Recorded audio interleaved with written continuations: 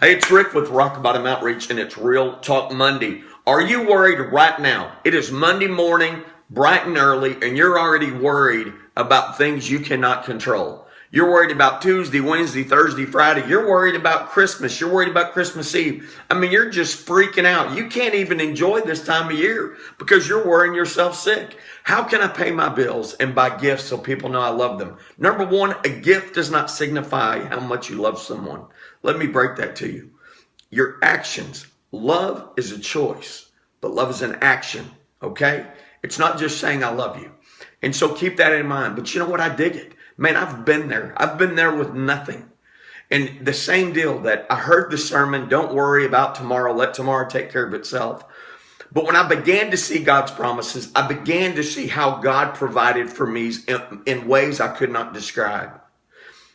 That is when I started to get it. This time yesterday morning, I was preaching at Bolivar Baptist Church, and we talked about being the hands and feet of Jesus. And so here was the challenge. The same thing. This is a twofold message. The person worrying and the person that could be the hands and feet of Jesus to provide.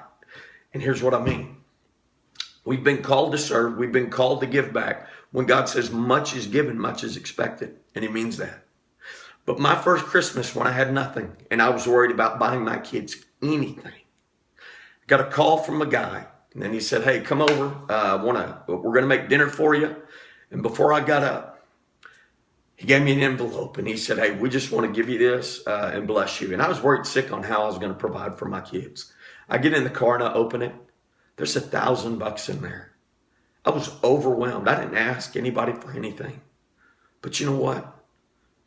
God met a need. And how? From someone being the hands and feet of Jesus. Understand, when I was blessed like that, and I'll never forget someone that's blessed me, I knew there'd be a day that I was going to pay that forward, that I wanted to be a blessing to someone in need. It's a horrible feeling to go to the relative's house that has the big house and a big bank account, and they give big gifts, and you're doing the best you can. That's why it's important to find perspective this Christmas and really what Christmas is about. And it's not a gift.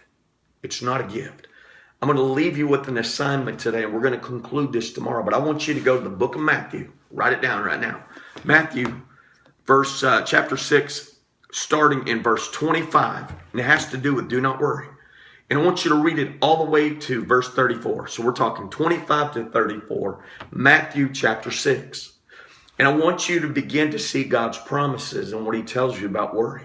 The thing that controls you and makes you absolutely sick. I'm here to tell you, I can't tell you how God will provide for you, but I promise that he will. There's too many people that are willing to be the hands and feet of Jesus, to go beyond their walls at home, to meet a need. If you've been restored by the Lord, you've been called to serve. And I hate to break it to you, that means giving it all away. You can't outgive God. Hey, it's Rick with Rock Bottom Outreach. It's been Real Talk Monday. Bam! Follow up. Go do your assignment. Matthew 6, 25 to 34. Read it. We'll talk about it tomorrow. Have a great day. Bam!